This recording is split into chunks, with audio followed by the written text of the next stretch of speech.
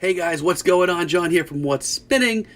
We're going to chat about some albums very quickly that throughout January I wanted to review. I just didn't get the time to. Some of these I actually had a full review planned for. Times change, things come up. I know that, you know that. I still want to chat about them very briefly and give my thoughts on a couple of big albums from this month that I sort of overlooked. Enjoy. It's a covers album by Weezer in 2018. It's basically my thoughts on this cover album is just like any other covers album. You know, I usually have pretty much the same thoughts on covers albums, and that is that they can't really be classified as regular albums, even though they technically are. My thoughts on it is there's some really great tracks on here. Their cover of Africa goes really great. There are also a lot of other ones here too that they go over better than they probably should, especially So Happy Together. I thought that came off great. However, God, I feel like they focused way too hard on the 80s, and some of these tunes it's just not coming to Weezer, especially not that cover of Paranoid. It's a mixed bag. There are some that are really good, there are some that are really bad. This is honestly one that I tried very hard to sneak in for a full-length review.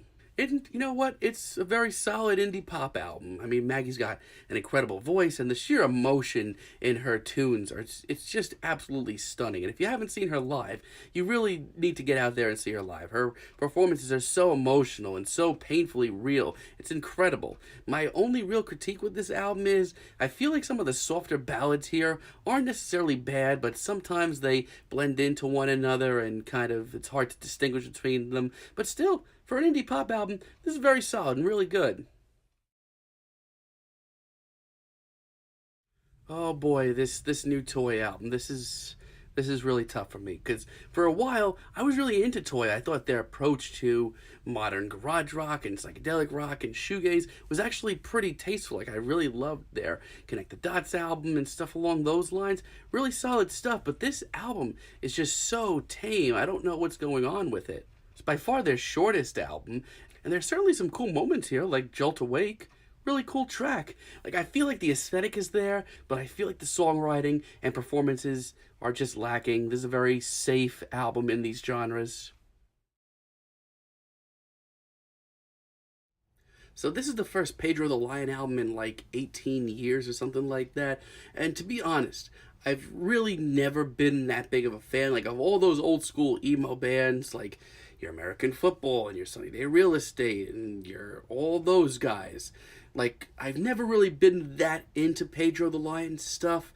It's all right, but this new album from the guys, though, does sort of get rid of some of my problems that I've always had with the band. It's a little more guitar-driven, it's a little heavier, and while some early Pedro the Lion albums sort of put me to sleep at points, at least this one is crunchy enough and raw enough to at least keep me awake. I mean, you're going to find better in emo these days, but this is not that bad, not nearly as bad as I thought it was going to be. I'm gonna keep this one short and sweet. I've always been very, casually a fan of Swerve Driver. I've enjoyed some of their albums in the past.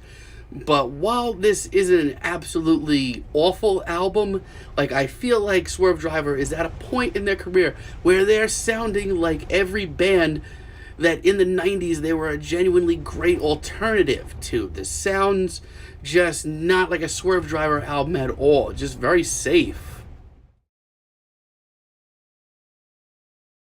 Oh, this is another disappointment for me. This new Dawn Richard album, I'm not feeling it at all. I've actually been a really big supporter of Dawn's over the years. I've seen her a few times. She puts on an awesome show. I've really always loved her very progressive thinking as far as R&B goes. But this time around, when I first started hearing the singles and I heard her going for a more classic R&B sound, I thought this was a pretty good idea, and I think that Dawn really could have done something special with it. However, as an album, this is just not interesting. This is incredibly safe. I feel like while she stripped her sound back, like I feel like the message in her song just isn't coming through anymore. And it's funny because, you know, this is a very direct album. As a matter of fact, I think this is Dawn's most direct album. There are numerous times on here where she paints pictures and does not sugarcoat. She tells you what she is thinking. And to be honest, I feel like it's just the subtlety over the years and the grander scheme of things has made her music come off over the years is just so much more powerful. This is safe. I could hear this anywhere, I feel like. This is very disappointing from Dawn. Well, there you go, guys. Hope you enjoyed these very quick, very off the top of my head reviews on some of these albums. I really do wish a lot of these that I could have done a lot more in-depth work for. However, I'm not Superman. Moving forward, if there's ever an album that you want me to chat about or I just didn't get a chance to chat about, you might find them in a segment like this at the start of each next month. Until next time, guys, have a great day.